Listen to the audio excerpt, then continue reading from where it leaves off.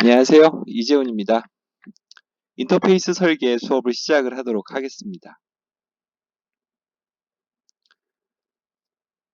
개강하고 나서 실은 시간이 좀 많이 지났죠. 그래서 잠시 그 개강주로 돌아가서 좀 소개를 좀 드리면, 본 교과목은 주로 해야 되는 이야기들은 사물 인터넷, 그리고 컴퓨터하고 사람하고의 인터페이스에 관련된 이야기들을 좀 많이 할 겁니다. 그래서 우리가 사물 인터넷에 대해서 개념을 잘 이해를 하시고, 그리고 사물 인터넷을 구성하기 위해서는 여러 가지 인베디드 프로세서들을, 그리고 센서들을, 그리고 앱이나 웹 또는 컴퓨터 프로그램 같은 유저 인터페이스들까지 구성하는 부분들을 학습을 하시게 됩니다. 그리고 그걸 위해서 팀별로 사용되는 서비스 또는 여러 가지 사례들에 대해서 실제로 구현을 해보는 그런 과정들을 거치게 됩니다. 자, 일단 먼저 저에 대해서 잠깐만 좀 소개를 좀 드리면, 일단은 본 교과목 강의 시간은 월요일 오전이고요. 그리고 월요일 오후에 6시부터 8시까지 제 연구실에서 오피스 아워를 갖도록 하겠습니다. 혹시 본 교과목에 대해서 궁금한 점이 있거나 아니면은 좀 더 자세히 알고 싶은 내용이 있는 분들은 제 연구실에 오셔서 저하고 좀 말씀을 해주시면 될 것 같고요. 또는 이메일로 저에게 직접 메일을 주셔도 괜찮습니다. 지난번에도 간단하게 제가 요즘 관심 있어 하는 여러 가지 연구 테마들에 대해서 말씀을 드리기는 했는데, 주로 모바일 헬스케어죠. 현재는 그쪽 일들을 굉장히 많이 합니다. 특히 당뇨병 환자들의 혈당 관리를 위한 여러 가지 IoT 플랫폼들을 구성을 하고, 그것들을 이용해서 모바일 앱도 만들고, 그래서 하나의 플랫폼으로 구성하는 기술들에 대해서 여러 가지 시도를 하고 있고요.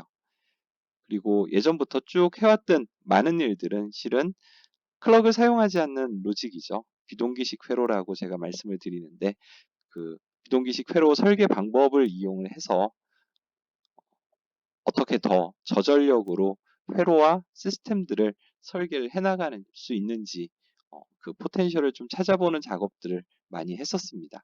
뭐 지금도 하고 있습니다. 그래서 보통 마이크로 프로세서나 아니면 여러 가지 통신 프로토콜에 알맞은 통신용 베이스밴드, 그리고 암호 칩이라든지 아니면 메모리 반도체에 들어가는 오류 정정 부호들이죠. 뭐 그런 것들에 대한 여러 가지 반도체 칩을 만드는 과정을 거쳤습니다. 또 IoT 장치라고 그러죠. 사물 인터넷을 줄여서 IoT라고 이야기를 많이 하게 되는데, 어, 여러 가지 뭔가 자연 현상들을 모니터링을 하거나 아니면은 어, 공장 자동화 쪽에 사용할 수 있는 여러 가지 IoT 장치들 또는 시스템들을 구성하는 일들에 대해서 관심이 좀 되게 많이 있고요. 그래서 전반적으로는 칩이나 시스템을 설계를 하는 것들이 제가 지금까지 해왔던 주요한 일들입니다. 현재는 강원대학교의 테라헤르츠 미래기술연구소를 맡고 있어요. 그래서 이 연구소를 통해서 지금 4G에서 이제 5G로 넘어가고 있죠. 그 다음에 5G에서 또 6G로 넘어가게 되는데, 그러면 그때 사용되는 테라헤르츠 주파수 대역에서의 통신, 아니면 뭐 여러 가지 시나리오들, 그런 거에 대한 연구를 진행을 하려고 합니다. 또 국방과 관련된 여러 가지 아이템들, 혹은 또 해외에 있는 여러 가지 여러 정부들과 수행할 수 있는 일들을 이 연구소를 통해서 진행을 하려고 시도를 하고 있습니다. 일단 지난번에도 좀 말씀을 드리긴 했는데요. 주교재는 없어요. 저도 제 입맛에 제가 학생들한테 이야기하고 싶은 거에 대해서 잘 담고 있는 책을 정말 많이 찾아봤는데 실은 많지 않더라고요.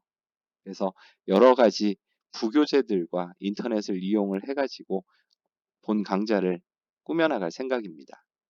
주로 많이 본 부교재들은 여기에 소개된 내용들이에요. 제이펍에서 나온 그림으로 공부하는 사물 인터넷 구조, 사물 인터넷을 품은 아두이노, 그리고 한빛의 초연결 사회를 위한 컴퓨터 개론, 또 인터넷에 어, 오픈되어 있는 자료들인데 IoT에 대한 자료들, 아니면 머신 투 머신에 대한 여러 가지 자료들, 그리고 우리가 뭔가 개념을 좀 잘 모르는 게 있거나 그럴 때 쉽게 찾아보는 것이 있죠. 위키피디아에 있는 여러 가지 문서들, 그런 것들을 확인을 하고 본 강좌를 구성을 했습니다. 성적 평가는 이렇게 세 가지로 구성이 됩니다. 일단 출석은 10% 정도고요.